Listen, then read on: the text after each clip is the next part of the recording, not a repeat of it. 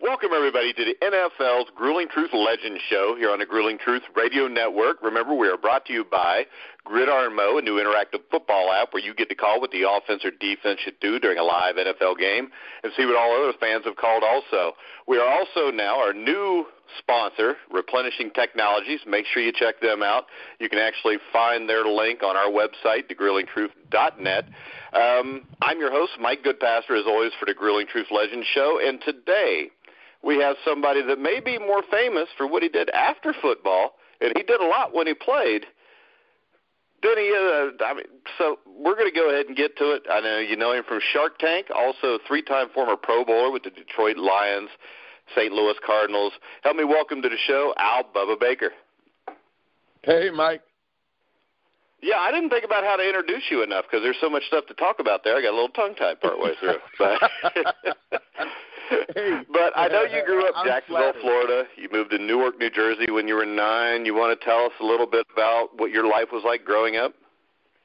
Yeah, you know, I grew up in a family, and my family is going to be celebrating 60 years in the barbecue restaurant business, and the company is called Jenkins Quality Barbecue out of Jacksonville. And my uncle was the obviously he was the CEO of the company, and he was an entrepreneur 60 years ago. He had 8 girls, so he was my mother's oldest brother, and obviously I didn't have the luxury of deciding whether or not I was going to work in the business.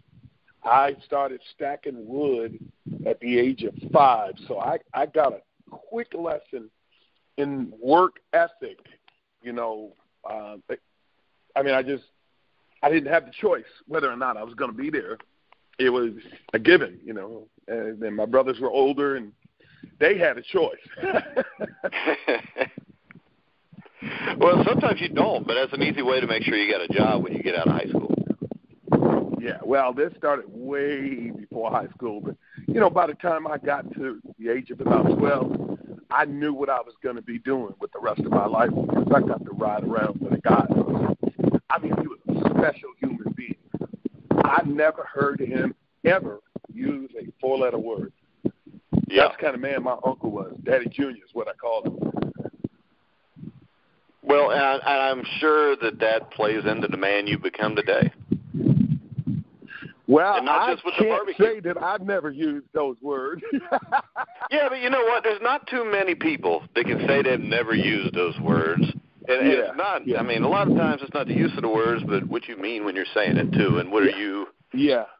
If you're predetermined you're going to say something just for effect, that's a little bit different than, something just blurting out. Well spoken, And this was a man that I saw him. When we talk about the word integrity, as I think I mentioned my uncle had 8 girls. And through the course of my lifetime, I saw 4 of those girls pass. 2 of them from multiple sclerosis. One of them had a brain tumor, and one of my cousins was actually murdered. And I tell you that story because he would have his Bible in his lap, and it just seemed like to me that for a while there, and even today, I'm 60 years old, it seems like he didn't waver. You think of those kinds of things happen in your life that you would just actually just fall apart. He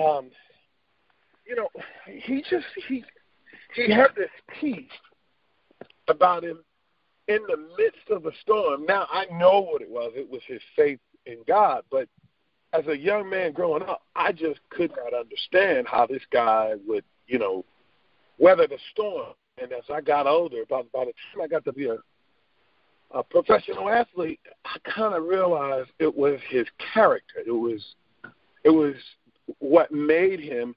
And so right about the age of about 25, that was when I started wanting to be like my uncle. I wanted to be a guy that, when things weren't going well, I was the same. Now, that never really happened, but it's still a goal of mine. It's a goal to have maybe my children's children to say, Papa was a man that, he was this or he was that. and next to my name they would place, integrity. Because, see, those are the kind of people that are truly heroes. And I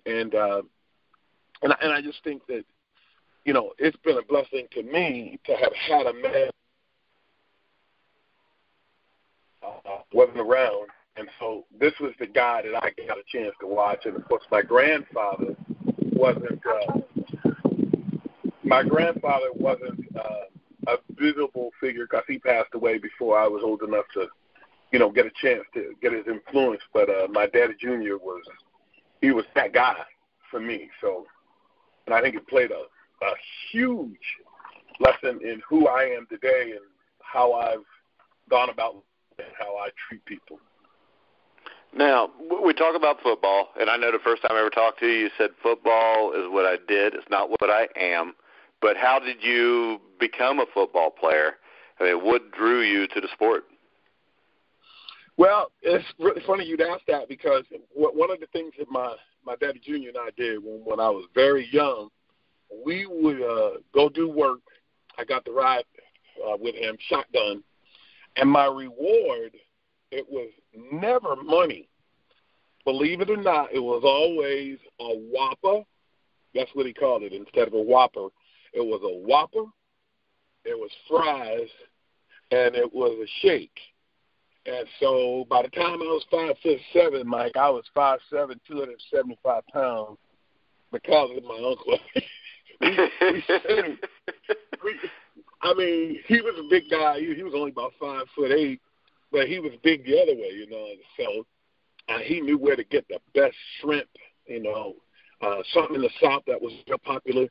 It was a bag of boiled peanuts. I mean, everything he knew. He had at the restaurant they had these French fries that they were called curly Q's, and they would actually make them on a machine back then, and they poured barbecue sauce on them. And I don't think for about the first 10 years of my life I was ever spotted without one of these bags in hand.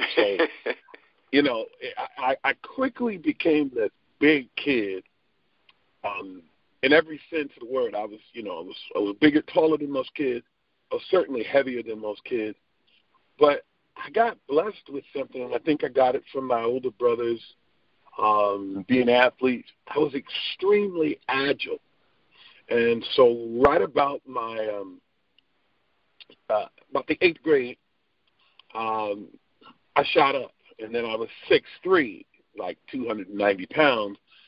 And so, I never played JV. I just kind of went right up to varsity, and the whole level of competition was greater. It was always strong.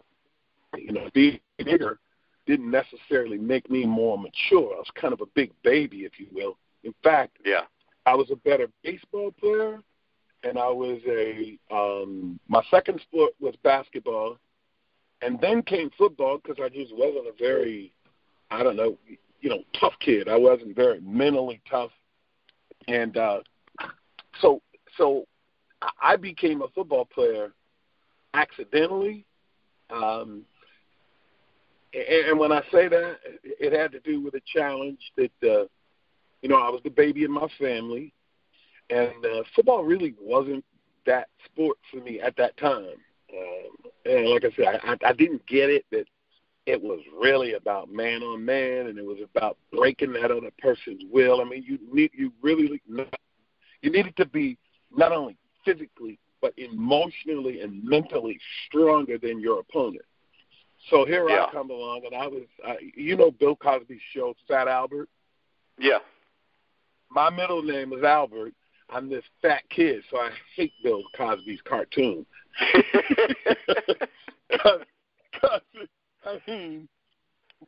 The name Bubba wasn't always Bubba with respect, Bubba Baker. It was Bubba, that kind of Bubba, like fat kid. Yeah, not a good Bubba. Well, my mother didn't help it at all either, because being in New Jersey at that time growing up, when it was cold, she put me in corduroys. So here I come walking down the street, and you'd hear this. And then be my thighs rubbing together. And I would rub holes in my pants, and my mother would really help me out. Of course, she put patches in my pants. So I had a really nice sound going on. I mean, I might have been one of the first guys to start that scratching and rap music, but it came from my thighs instead of a record player. But I tell this story about myself because I really am the story of a late bloomer. And I think my story is so important because there's so many people that put their kids into football at the age of 5, 6, and 7, and I see a lot of them when they come in the restaurant. Hey, talk to my kid, and I look at the kid, I look in his eyes, and I'm thinking, this is a baby, there's really not time to try to find out if he's mentally tough. He's still developing as to whether or not he. Yeah, but you know what, Bubba? The one thing I've found is most of these people that do this with their kids were the ones that were scared to death when they were 5 or 6 and didn't play, or were intimidated and got beat up and picked on when they played, so they're trying to live through their kids. You know what? There's a book about, it's called Living Vicariously Through My Son, and it's by the same guy who wrote the book, ironically, Diary of a Tyrant, and that's what most of the children feel like their parents are when their parents force them to play football.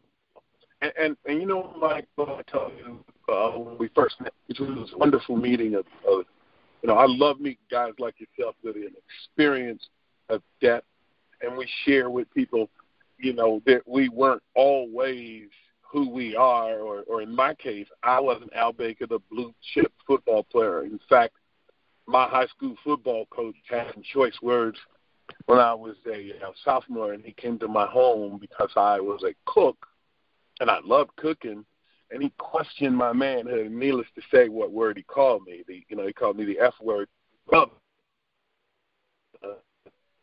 And not being mature, I was not interested in girls, but not because there was anything wrong with my choice of sexual preference.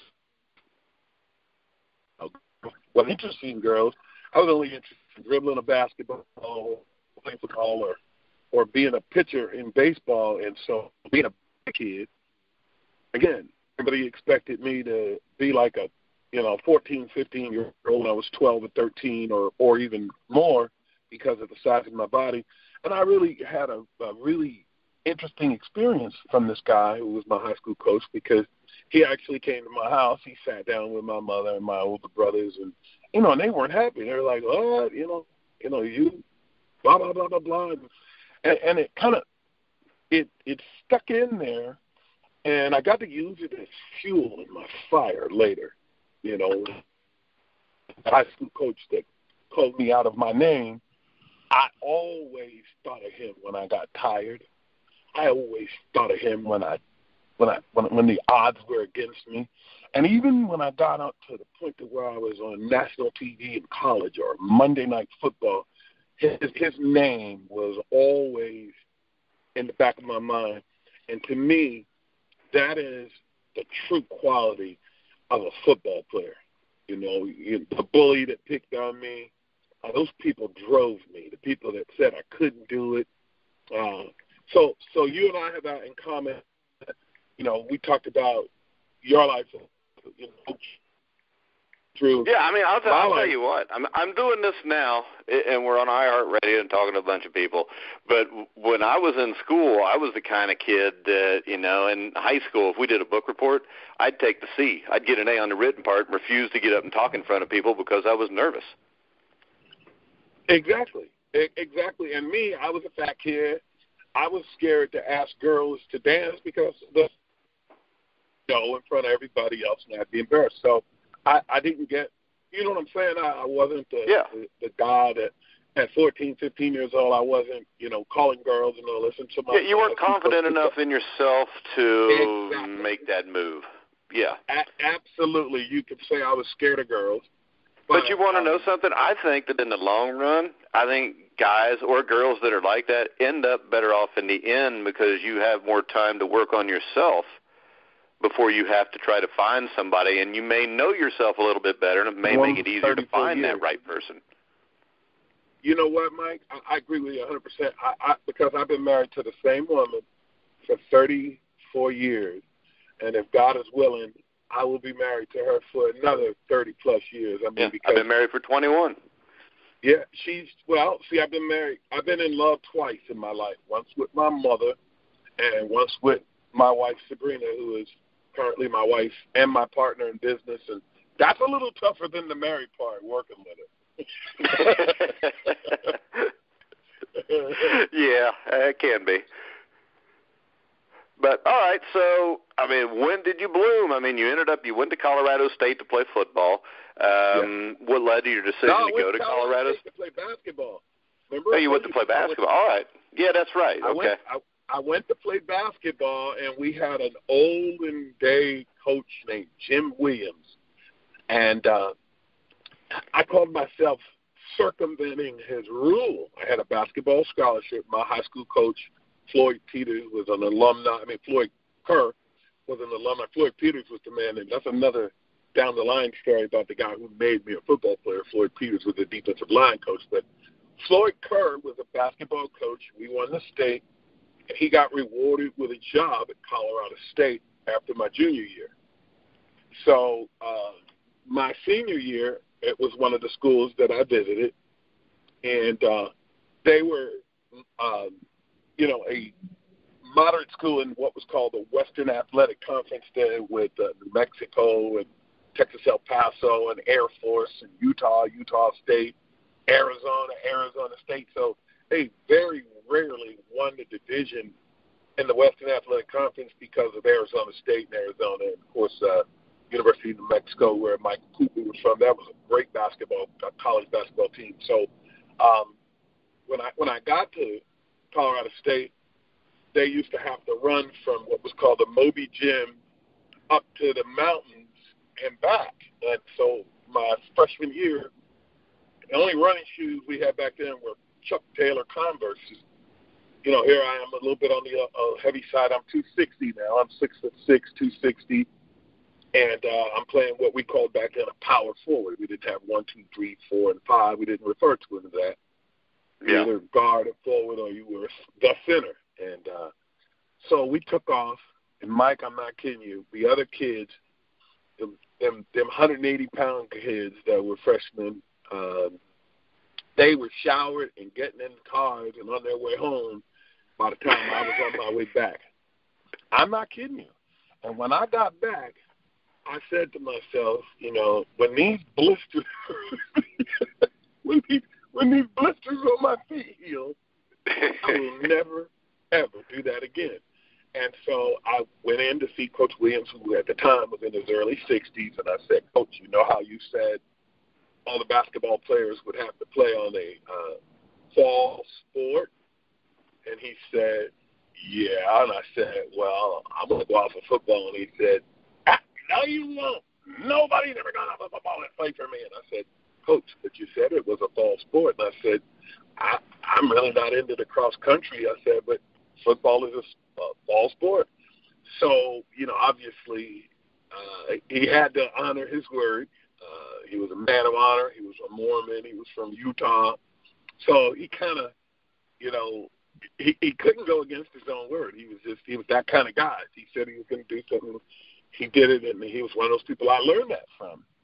So I went out for football, and I was proud of myself, Mike, that I was like the 7th tackle on JV. I actually they had a name for us. We were called scout teamers.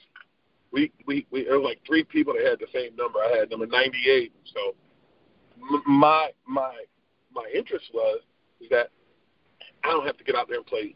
I don't have to get out there and run cross country. With the cross country team, I could play football, run for 30 seconds, rest for 40, run for 30 seconds, and rest for 40, and so that's kind of how that started. And so how I turned the corner was, in my sophomore season, we went down to play a school that everybody knows, called the Arkansas Razorbacks.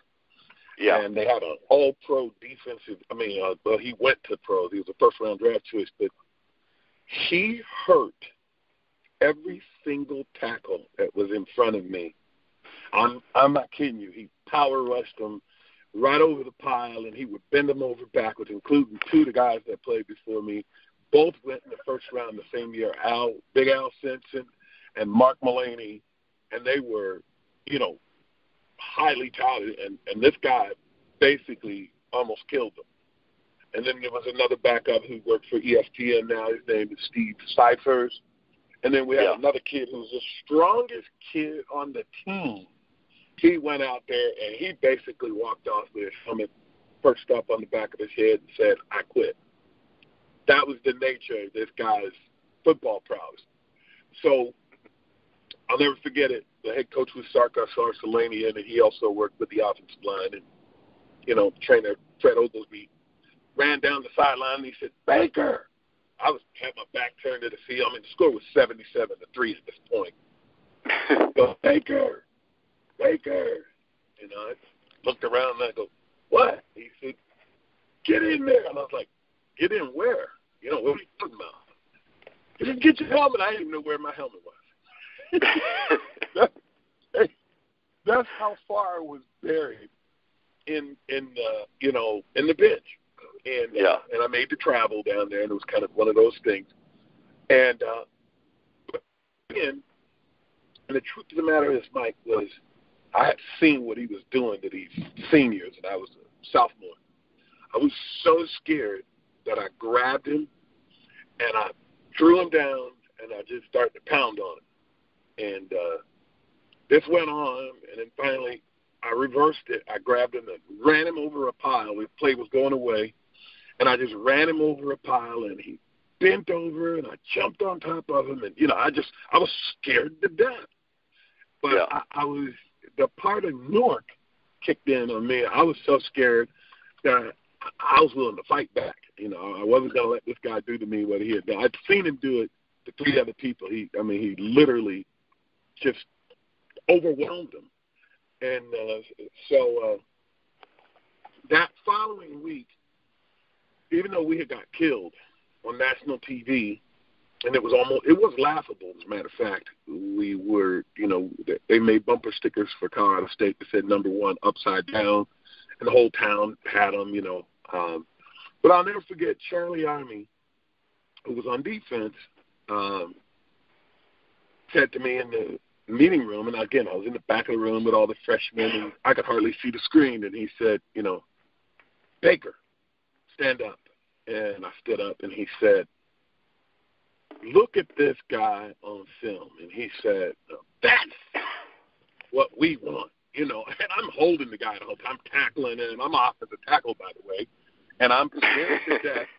But what he was acknowledging was that he thought it looked like from where I was sitting, like, oh man, he's kicking this guy's butt, this All-American, and the truth of it is, like, I was scared to death. I was like a squirrel in the corner, of what what might have happened to me, and what I had seen him doing to some people who I fully acknowledge that were better athletes, better football players, definitely tougher than me. It was just that I was so scared, and I blocked out, that big old band that was behind us, and there was a whole quarter left. But the funny thing that happened was, towards the end of that game, I saw something in his eyes that I realized that he kind of thought to himself that this kid ain't scared of me. And of course, I was big. I wasn't. I was as big as those seniors. At the time, I'm 6'6", 300 pounds at the time. It's close to 300 pounds. Soft, Again, I'm still Fat Albert, still the same mentality. But after that acknowledgement in front of about 120 guys, both the senior football team and the scout team and the guys that travel in sophomores, which I was one of. And I had never been in a college football game, not one, certainly not one on TV, in a crowd where, it's probably 90,000 people at the University of Arkansas and a big giant band right behind the visiting team. And something inside of me clicked. And it clicked because the guys that were my comrades were, that following day in practice, they were like, way to go, Baker, way to go, Baker. And from that point on, I played the game to hear that. I wanted to be a part of that camaraderie. And so here I am, a sophomore, with about 4 or 5 games to go, and the seniors are actually talking to me. And you know that whole stick, you know. There wasn't no crime for hazing and all that. I had to swim in the duck pond. I'd had worn a beanie hat. I'd done everything you could imagine. I'd been taped to the goalpost. But now all of a sudden I was one of the guys who was being respected, and people were saying things like, you know, hey, if you get in the weight room, you know, you're going to be something. And that was the first time I ever acknowledged that. It was the first time I ever realized what it was that back in Weequahic High School that Bernie Adams wanted from me. He wanted to see that nasty side of me, which I didn't have. And even in that game against Arkansas, that wasn't what my motive was. My motive was fear. But don't you think anytime somebody plays a combat sport, whether it's football, boxing, you got to be a little bit scared? And the people that are really good are the ones that can take that fear and make it work for them. You know, I found that out later. You're absolutely right. And you know, if you get to the point, if you're standing there, whether it's high school, college, or professional, and you don't have something inside of you that makes your skin crawl when that person sings the national anthem, if you don't get butterflies, you probably should go up and stand because something's not right with you. And, you know, and usually when that happens is when guys retire, too. Yeah, and that was when I retired. It really was. You know, towards the end of my career, again, so we'll address that later, how I knew it was time to get out. But when you ask how did you start, and so, you know, Colorado State was coming into its own as a football team and trying to develop. And in that same year that I think we won 2 games, the quarterback combination of Mark Driscoll and a guy named Willie Miller, who was a Vietnam veteran, they were the number 1 passing team in the United States and in college football. And you know the reason, because we were always behind. And you could always count on Mark Driscoll throwing the ball up in the air, Willie Miller going down and making a spectacular catch. But we were usually 20, 21 points behind, and so coverage was different. But, you know, we had the passing yardage, and they had that kind of thing going into the next season. And we got a chance to see that highlight film of what was coming back when I was going to be a junior. And that spring, a guy by the name of John Wooten from the Cleveland Browns, who had played for the Dallas Cowboys and the Browns, was a scout. And I will never forget him coming into the training room and saying to me, hey, kid, if you commit yourself, he was basically trying to get me to quit basketball, which didn't happen, and it wasn't going to happen. And he said, if you get yourself into the weight room, you know, I could be coming back here to talk to you next year this time. And it stuck with me because he took the time to tell me, he said, you got the frame and so on and so forth. And so I did that, and I did it in between basketball practice and studying. And so I leaned out. And so instead of being 300 pounds, I came back my junior year. I was 260 pounds, and they had a couple of guys that were bigger and stronger than me. And so as a result, I didn't realize it at the time. I was very disappointed. I got moved to defense, to a defensive end on the right side. And that very same guy that promised me, he was responsible. His name was John Wooten. And John said to Charlie Army, he said, hey, put Baker over there. And he said, let me see you get around. And the guy, again, that was Steve Cipher. He was our best offensive tackle, playing left tackle. And I kind of threw a basketball, moved, dipped my shoulder, went right around. And then I went around him.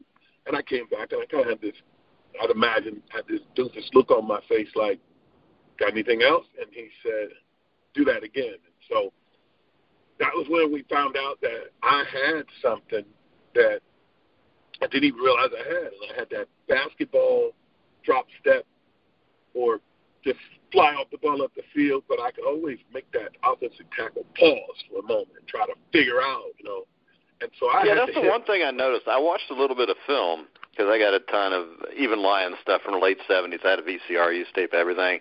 But I would watch you actually kind of pull up stutter step and make a move around a guy and watch the guy dive and miss you in the NFL even. That was, that was my whole philosophy. Kind of like a fighter, I would go inside. I would go outside. I would set a guy up. And the whole time, like, all I wanted him to do was split his legs and get a wide base so I could power rush him and run right over him. Yeah, because if they got a wide base, there's no way they can stop you. And then there was, just like judo, there was no way. And then after we started to do things like the guy that I played right next to in the NFL named Doug English, we learned to do games. And so, Doug would go in between the guard and tackle, and I'd go around him inside. And so with having all that basketball training, jab steps was something that came really natural to me. So when I was going down inside, I'd take a giant step ahead like I was going straight up the field. That guy would open up. He'd look for me. Doug would come between him. I'd go around him untouched. So that I had that element. And the truth is a lot of what I did was done with smoke and mirrors because I never ran, even at 260. The fastest 40 I ever ran was a 5 flat. But I could get off the ball quickly. I had a quick twitch. And again, yeah, you had a great burst. Basketball. I had a great burst. And you had really good hands. But you know what, Michael? The quarterbacks were standing in the pocket then. They weren't like Cam Newton and, the guys that you see now that get out of there, these quarterbacks that are mobile. I mean, most of the quarterbacks back then, you think about it, the only one guy that never would be in the same spot was Fran Tarkenton.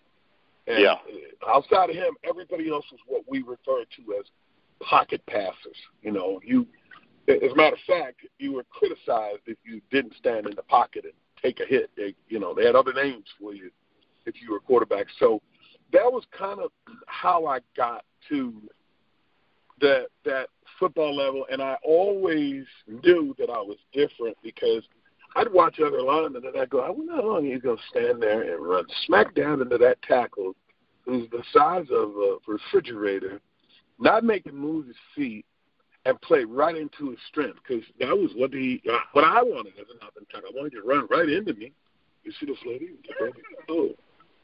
I wanted that guy to, make my job easy for me.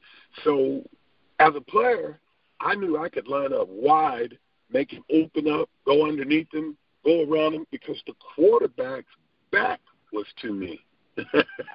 Yeah, and he's going to stay there. And the thing is, with you, with the great burst, from what I watched you, especially like 78, 79, you'd basically just run the hoop on him. You come out the other end and get him. And the thing I really noticed was after like 79 or 80, it looked like you really developed a rip move. That was my go-to move. And again, going back to that fighter's example, I would rip that guy, and if that guy overplayed the rip, I'd hump him, I'd slam him past me and go underneath. And it was just like jab, jab, jab, and then right cross, I was setting them up. But the thing that I did, and the thing that I was blessed with, I had a coach named Floyd Peters, and Floyd knew that I came to the NFL really, really ticked off because I was told that I was going to be a first-round draft choice. I came out, and it was called, like the year in 1983, it was called the year of the quarterback. I came out the year of the defensive lineman in 1978 behind Ross Browner, Art Still, and a guy even went before me who was a tight end who played for Notre Dame. His name was Ken McAfee. He got switched over to a defensive end. I mean, they were taking guys that were, seriously, I'm not kidding. Stevie Wonder went before me in the draft. I was the first pick in the second round. And it made me, again, going back to Coach Adams, it gave me something to remember when my mind would tell my body that I was tired, especially playing in that Silverdome. And so it gave me, again, fuel in my tank to fire, to burn inside of me, to push me a lot further. And let's go back as a basketball player, I knew that I had a higher and a superior level of conditioning because in the off season I played basketball. Most football players, they were locked up in the weight room because that's what they counted on. They counted on going like, a 12, 15-second play, getting a 40-second rest.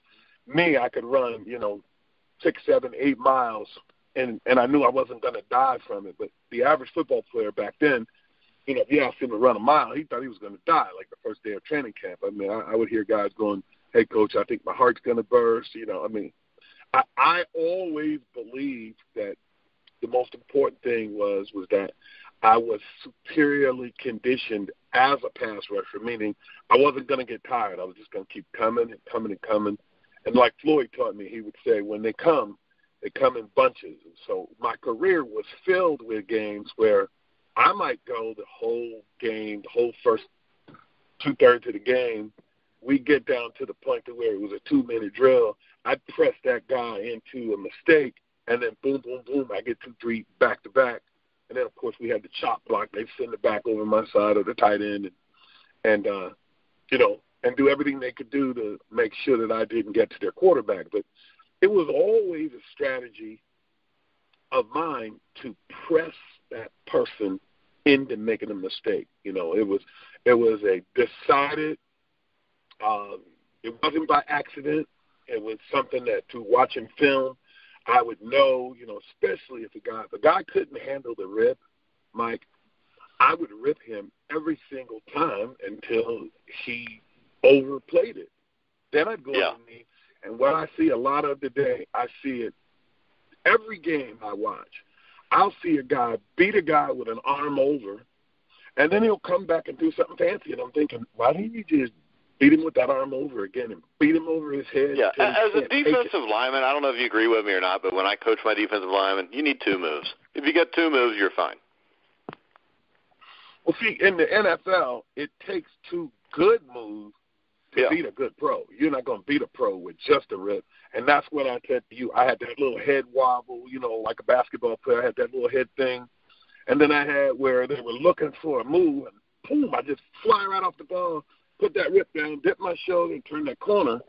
But they never knew when I was going to do that. They never knew it. And then once they started to play that rip, once they started guessing, that's when I just lined up and just ran right over them because I knew they had a wide base. The same way you keep somebody from going around you, you open your base. Once they open their base, man, I'd take my helmet, I'd stick it right in their chin, run right over them. And so, guys would see this on film, and the thing that it would produce is it would produce them guessing what was next. And that's when I just keep ripping and ripping and ripping and ripping. And so I always felt like this. As long as I had him guessing, then he was on the defensive. He was basically backing up trying to figure out what I was going to do. And that was what I played. I can tell you that secret now after 13 seasons, but I went into every game thinking that, of course, studying and trying to find out what that guy's weak spot was. And I had one of the great experiences that I learned early on in professional football, and that was the game of football can be enjoyed by rough girls, but it's hardly a game for a delicate boy. And if I spotted on film that you broke down or that your head dropped when you got beat or you had any of those mannerisms, it was going to be a long day for you. Yeah, body language is a huge thing. Actually, Bubba, I think that goes for almost anything you do in life. Absolutely. If you bad body language, you give off bad vibes, and, you kind of turn people off right away there. Hey, here's the way I always say it.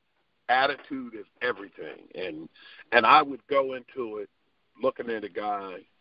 I'd get film.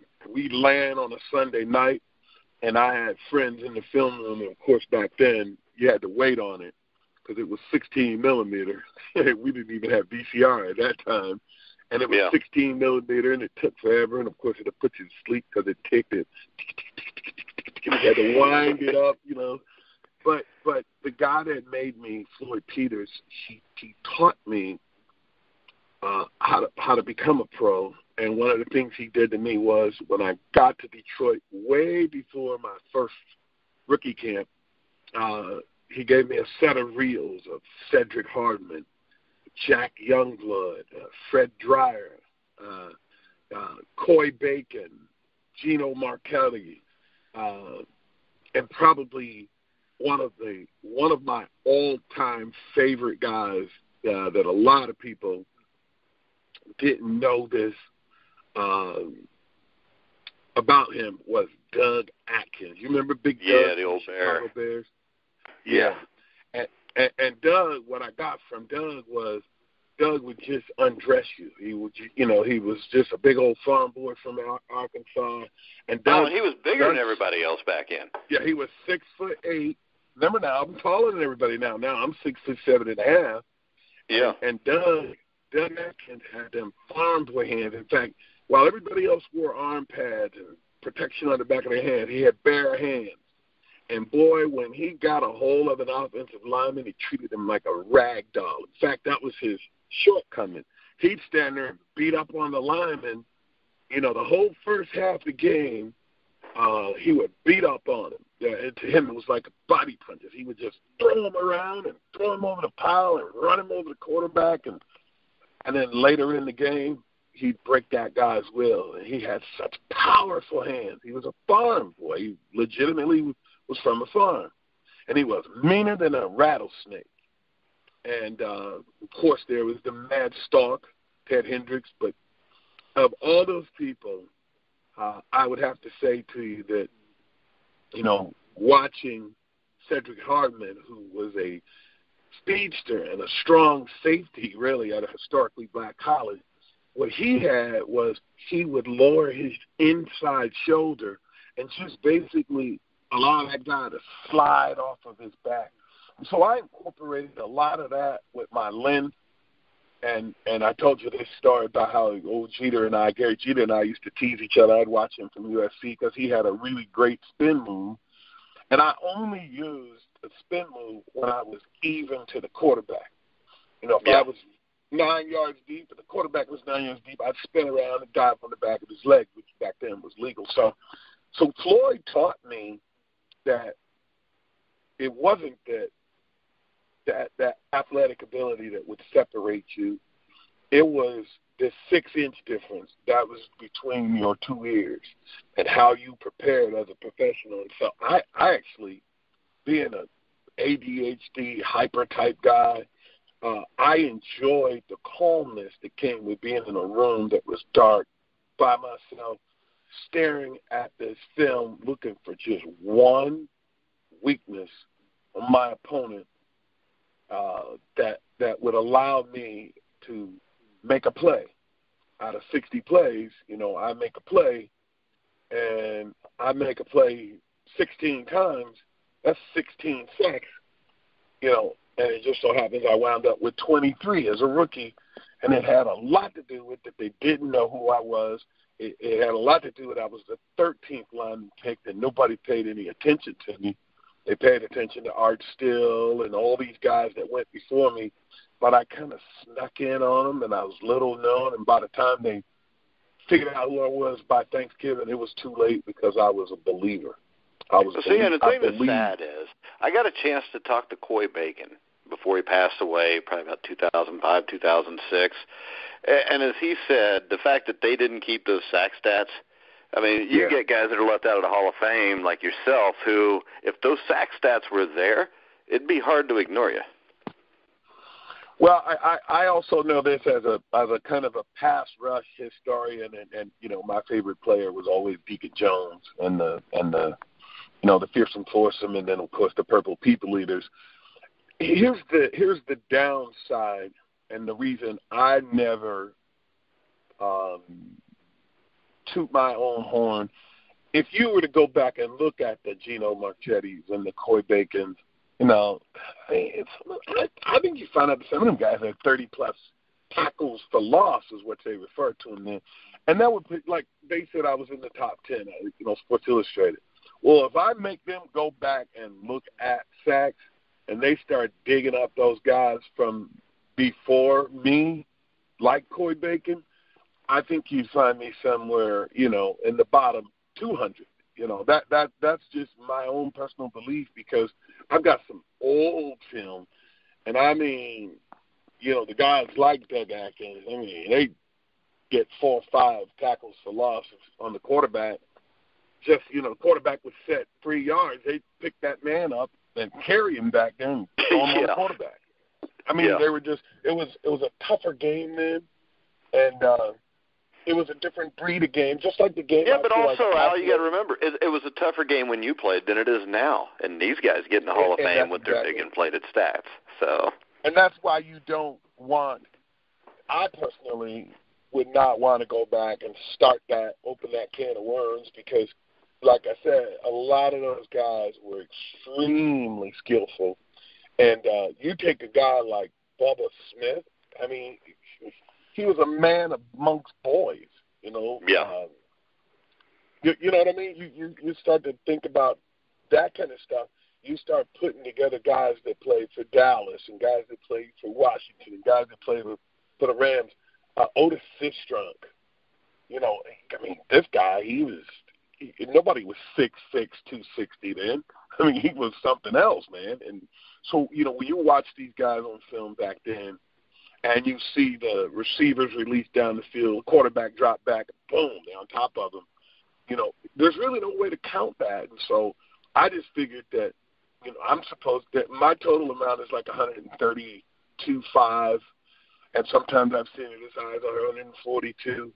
Elias Brothers kept track of that stuff. So I'm happy that when I run into a guy that I played across from, Mike, and say I'm with my son or my wife, when they look at my wife or son or daughter and say, hey, your dad was a player, that's enough Hall of Fame for me.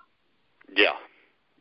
Well, it's good enough for me, too, but there's a few guys that aren't in there. It really bothers me. But especially Robert Brazile. I still think Robert Brazile should be there, and the fact that he doesn't even get sniffed to get in really annoys me. But yeah, that and I really like Robert as a person. So it comes with the territory. Hey, it comes with the territory, and like I said, football was my job, but barbecue is my passion. So let's get to that right now. Because I know that you only got a certain amount of time, and I definitely want to hear about this. Like I said, I didn't know a lot about it until you agreed to be on the show, and I did a little research. But tell us, when you retired from football, I know you had a story you wanted to tell about why you retired, and maybe just kind of go from there, how you got back into the barbecue business, or did you never get out? I never got out. Barbecue always ran through my veins. I told you I grew up in it. But, I learned something in college, and it carried all the way through, and that was I was that guy that I got so wound up once I became a starter.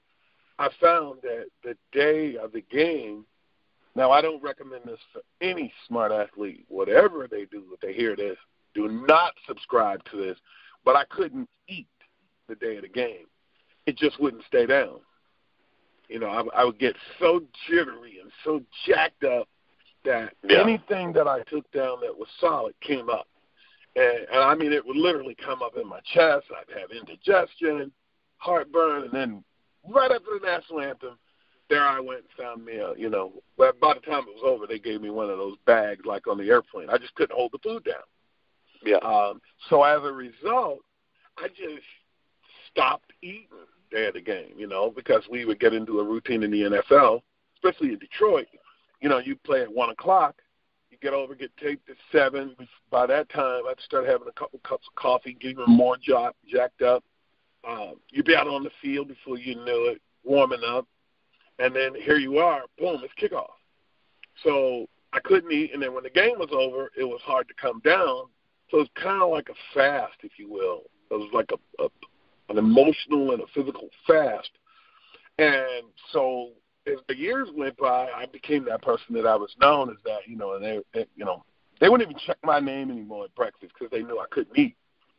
And so here comes a new challenge for me the first time I play a Monday night game as a player. I can't eat. because I'm going to get sick.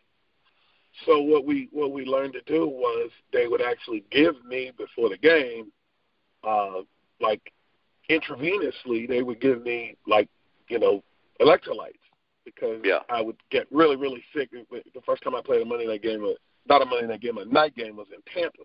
Well, it was 90-something degrees. I hadn't eaten all day, and so we found out something and literally I cramped up. So we found things that we would do, and I could drink like the thing that you gave little babies, electrolytes, and I would get intravenous needles in my arm, trying to keep me from having a sunstroke or, getting sick like I used to get. I mean, I'd be sick coming back from a late game. So what happened was, towards the end of my career, it was my 13th season, and I was going into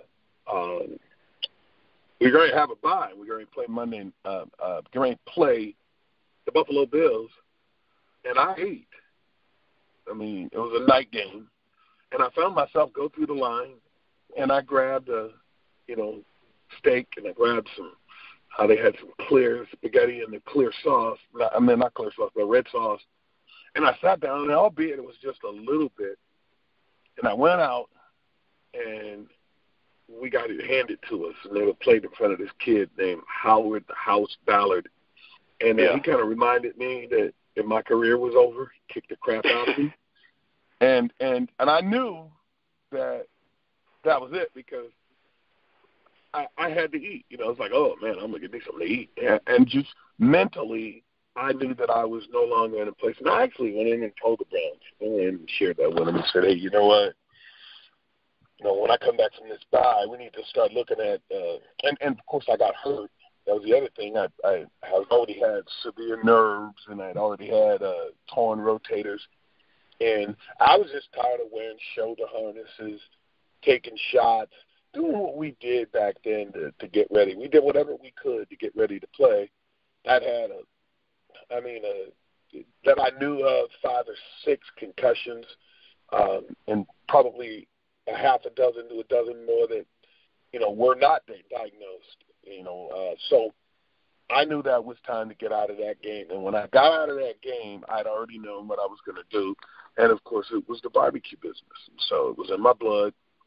And going back to when we talked about me as a pass rusher and being a little different, I always knew that I did not want to just be in the barbecue business. I wanted to be an innovator of the barbecue business. And that's kind of how we get to the Bubba's Q boneless baby back ribs. It's patented, and we're the only people in the world that do it. Yeah, and when did you come up with that, the patent on that? Well, the patent was purchased by me and my daughter, Brittany, in like 2007, 2008. But the idea was born 35 years ago when I met my wife, who, if you think about this now, she was from Detroit. There was no Cook channel. The only person on TV back then was either Justin Wilson, the Cajun Cook. I don't even think Martha Stewart was even heard of at that point. But Judith Mill, there was a whole bunch of old British cooks that were on, that, cooked stews and all that, but nothing like what we know now to be the foodies. They weren't heard of yet. And so, now you got 20 food networks. Yeah, exactly. Exactly. And you got people travel all over the world. And but my wife was from Detroit, and me coming from a barbecue family, and then I meet her family, and the only time they had barbecue was like Memorial Day, 4th of July, and then Labor Day. And so my wife, as a result, when I introduced her to my family, she waited until she got with all of my relatives down in Jacksonville, and she waited till then to announce, oh, I don't eat ribs because they're too messy. So they still don't like her to this day. They have never forgiven. I'm not kidding you. And so that right away, that started me to think, well, how am I going to get my wife to enjoy this tender, moist, juicy meat that is between these bones in a rib, and she just would not eat. I mean, it was like trying to pull her teeth. She just wouldn't eat it. She certainly wasn't going to pick it up with her hands. She didn't think it was ladylike. Yeah. And so that kind of was the birth of the idea, and after ruining over $100,000 worth of ribs, trying to get the bones out, my daughter came along, and she put some of that new enthusiasm into it, and she helped me solve the issue. And then we couldn't serve it in the restaurant because you cannot serve anything and then go get a patent. So we had to keep it a secret for about a year while we patent searched. And then, of course, that became a patent pending, and we could obviously go ahead and serve the item. And it took us about a year because most of the people that came in would say, well, what do I want with a rib with the bones removed? And, again, going back to that coach that came to my house, going back to college, the motivation, going back to the pros, that motivated me, that people would say, why would I want a rib with the bones removed? And so today, when we are in 3,828 Hardee's stores, Carl's Jr. and Hardee's, where it's called the baby back rib burger, that is our rib on that burger, those same people motivated me to push myself to that level, to be a part of that project. And I kind of laugh now because I see those same qualities in my grandson. He's 2, but he's kind of a guy that, like, don't tell him he can't do anything. Yeah. Certainly don't try and hold him back. And you do not want to wrestle with Alexander. I mean, I've got 3 granddaughters and 1 grandson, and it's really funny for me to see him growling, and I'll say to him, come on, man, like, we'll go into a hotel, and if the 2 boys, we'll go out and get the luggage, and I'll just have my hand on, like, the carton, and I'll say, come on, help Papa, and he'll get down and push it in that. And I think to myself, this is what DNA is about, and I hope to make sure that I only exchange the good stuff with him, and that's where my uncle came into me. So that whole story gets carried forward by me being a man that hopefully my grandson will look at me and say, this is what my papa was like. And so that's that story, and inventing this product and it being a family item and taking it literally worldwide. So that goes back to when I said to you the story about why we're called Bubba's Q, World Famous Barbecue and Catering. It's because I taught my family to have a world famous vision of what we could do. Let's don't limit ourselves to what can be done. Let's, trust in God. Let's put the work in, and then let's hand over the rest and be the kind of people that are high in integrity, like my uncle was. And so, I mean, I really do. I think there's a blueprint to success. If you work hard, that doesn't mean that something's going to come your way. That doesn't mean you're going to go to the NFL and have a 13-year career. But if you don't work hard, I can guarantee you, Mike, nothing's going to happen for you. All right, so the thing, your restaurant, it looked like, was doing good, but what propelled you to try to get on the Shark Tank? What was that process to get on the show like? That was, I will not take any credit for that. That was my daughter, Brittany. It was about 4 years ago, and I was having one of those moments that I have occasionally, and I was like, hey, I've got to do something different, and my daughter and them were, hey, this restaurant's supposed to be our legacy, and I was like, yeah, but, I'm itching to do some other things. And so my daughter was trying to get us on this new show called Shark Tank, which I had never seen. So she went and she filled out the online application and online registration, and it said, it was a 2.5-year wait. And my daughter, she knows that I like a challenge, and she came back and she goes, Pop, they're saying that in 150 words, we need to be able to define our product and why it should be on Shark Tank. And so she she sent me to the link, and of course I answered it, and they said it was going to be a 2.5-year wait, and that was in March, and in June we got a call, and of course I hung up on them because I thought it was one of my ex-teammates from the NFL, particularly Sam Clancy, who does those kinds of things, who wound up playing for the Indianapolis Colts, ironically, and so I thought it was a joke. I hung up, and the girl says, "No, look at the area code." You know, she goes, "Los Angeles is area code, you know, blah blah blah" at the time, and I was like, "Oh wow, how you doing?" She goes, "Please don't hang up on me," and so that's how that got started. But I don't take the credit. And I didn't mention this, but my daughter Brittany is my partner in the boneless rib, which the patent is under the name the deboned baby back rib steak. And my daughter's a 50-50 partner in it because it was her that motivated me to get back started in it. I had shelved it. I'd spent so much money on it and so much time. But I had the notes from the NFL days. Like we kept notes on tackles and notes on what quarterbacks, the ones that licked their hands before they threw and had their left leg out further or lined up a little higher or a little lower or the back split more. You know, I had all those notes for time, temperature, and textures. And so she just kind of helped me to organize it. And that's how we got to the goal line. We crossed it, and we started to have what we would call, just like in the NFL, we'd have game plan. Just the two of us, we'd have like vision meetings, and we would talk about. She was just about a sophomore, junior in high school, and we would talk about what could you do with this. And so, of course, in the restaurant, we would try out all these things, and that was our focus group. That was our test. And we just always had a world-famous vision. We just, no matter what was going on, particularly in the slow months, barbecue in the Midwest in the winter, it's tough to sell because it gets dark at 5 and folks ain't coming back. If you drive home in a snowstorm, you're certainly not going back out. I don't care how good that barbecue is. You're not going back out to eat dinner.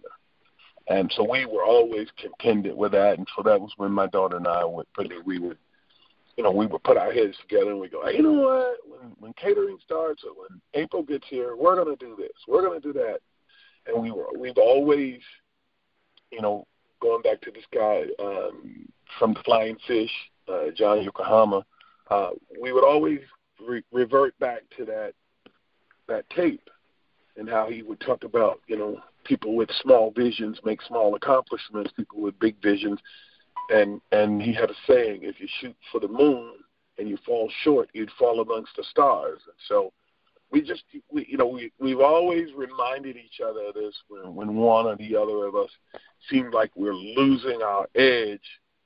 And we just kind of picked each other up. And so we've always had this. And I might say this to you, Mike, I really don't think we have scratched the surface of what can be done with this, because you can't make a sandwich with a bone-in rib. You can't make appetizers. Sure, you could scrape the meat off, but what you're going to be left with, it won't be whole, if you get what I'm saying, literally. And I get that.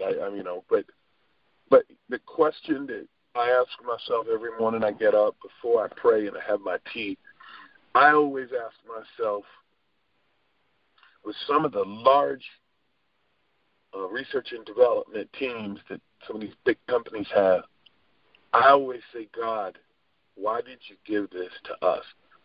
And that's a literal question. And when I ask myself questions, typically with the brain, when you ask it a question, it typically spits back out answers to you. And so every time I get these answers, I write them down and we talk about them, and we now have a partnership or a relationship. I like to call it a strategic alliance, where we have a co-packer who's an expert at meat, and we have Damon John from Shark Tank, this guy, he's a marketing genius, and certainly now he knows the social media. And then I'm the salesperson, because I'm the vision my job is to make sure that everybody is staying focused on one of my favorite cliches, and that is, I'd rather be a yeoman on a smooth sailing ship than to be the captain of a sunken ship. And so here we have, after so many opportunities to give up, we've had so many chances to just, nobody would have faulted me for saying, all right, man, a patent costs $16,000. Where are you going to get that from in a lump sum? Well, we did, and now we also own something that a lot of people told me was impossible, and that is a patent to the process. Well, we own that as well. And that was just as expensive. So we've got about $35,000 worth, two of the most expensive pieces of paper you ever seen in your life. But now, some 30-something years, 35 years later, it seems like it's more than well worth it that we're having conversations with the Walt Disney Company and Kroger, and we're in Meijer, and you can go to BubbasBonelessRibs.com, and we're in ShopRite, and you can even get it at the Meijers near you guys that are in Michigan, Kentucky, Ohio, Wisconsin. We're headed to a food show on the West Coast. And I say this to you, Mike, just to say for people who grow impatient, you have to stay the course, but you also have to have that world-famous vision, and you have to believe that when God gives you something and he blesses you with something, you can't be impatient. You have to trust him, and you have to go forward, even when your body says, I can't do this anymore. I can't do any more of these trade shows. I can't make this product anymore from 2 a.m. in the morning till 2 p.m. the next day. I can't. Yes, you can. Because, like so many people have heard from Henry Ford, it's a matter of whether you think you can or you can't. You're probably right. And we just have the world-famous vision. We've always believed that we can. And almost to the point of just being stupid. I can't think of a better word. We just, we've always been that way as a family. And the more people told us that, I've had people tell me that supposedly cared about me. That's a pipe dream, right? That doesn't even make any sense. Why would anybody want to bone? And it's so funny. A lot of those people Facebook me, and some of them are family members, and I just smile now, and well, because those are people that are basically afraid to take chances in their own life, and they don't want to see anybody else do it, because if those people make it, it shows them how wrong they were about themselves. You hit it right on the head. That is exactly the truth. That is, you said it. Well, you obviously have had some experience with that kind of people, and I think you and we should be sharing this with people that are listening, because, a lot of people, they think that family and friends are there to support them, when in all reality, your family and friends that tell you you can't be something, they could serve as a part of your advisory board. They could be those people that poke holes in what you're doing, and if you're focused on where you want to end up, that world-famous vision, then when that person says to you, well, what about this? Well, then that's what a business plan is for. That person just gave you a piece of information, because now you need to go back and solve that. And we get that every day. That's called social media now, Well, and it's kind of like if you're a football coach, because I've seen all kind of football coaches before. You've seen, especially the high school level, if you want your kid to do something, and he questions why you're doing it, and the coach gets mad. The thing I always thought was this: if I'm a coach and a player questions me, if I can't answer that question, maybe I shouldn't be doing that anyways. And if you're afraid to answer the questions from the people you're supervising, then it's never going to work anyhow. You're so right, Mike. And that was the thing that I give so much credit to Floyd Peters. As I told you, I didn't have a dad in my life, and I told you that my dad, a junior, he was that influence in me as a young man. Floyd Peters was that man in my life early on in my professional career. Needless to say, I hated his guts. because at the time I didn't understand why 2.5, 3 sacks for me and 10 tackles wasn't enough on Monday after a Sunday game. But John Woodcock, who played nose guard, if he made 5 tackles, he had a heck of a game, you know. And it was because he saw something in me. And so the way he coached me was he always felt like he never wanted me to be satisfied with who. He never wanted me to be satisfied with my own performance. So, you know, I think I've given you the whole nuts and bolts about what I am, and the rest of my life will be the best of my life. And I meet so many ball players that are in there. I'm 60, and so many of them act like life is over. It's just starting. I just got to where I'm smart enough to know not to repeat some of the dumb things I've done. I mean, remember I told you I was a slow learner and a late bloomer? Yeah. So now it's all kicking in, Al. I'm just kind of good. All right. Well, I know you're a busy man. Do you want to tell people where they can find your product, maybe give them a website? Yeah. You can go to BubbasBonelessRibs.com and you can get the boneless ribs and, of course, a whole menu of other things. You can go to Myers, ShopRite, Foodtown. You just go to our website and you go to our store locator and put your zip code in, and it will tell you where the nearest Bubba's Q is near you. And I think you'll see why we're so passionate as a family about what we're doing. It's something that we truly, truly enjoy. We look forward to what we do. And go out and try the baby back rib burger at the nearest Carl's Jr. or Hardy, and I think you'll be amazed. I don't say it because our rib is on it.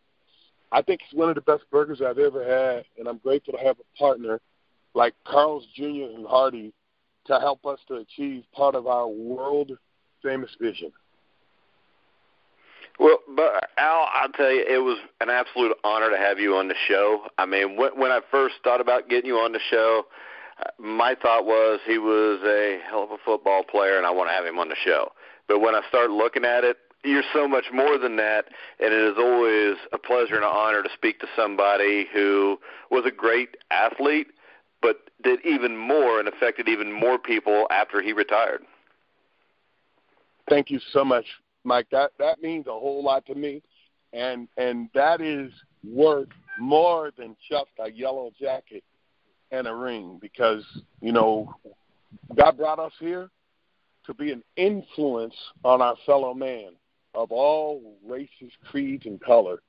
And that's what I hope to be. That's what I hope to have my grandson have to say, my children's children about Papa. Yeah, because as they say, you can't take the money with you, but you can leave behind the legacy that everybody remembers. Amen.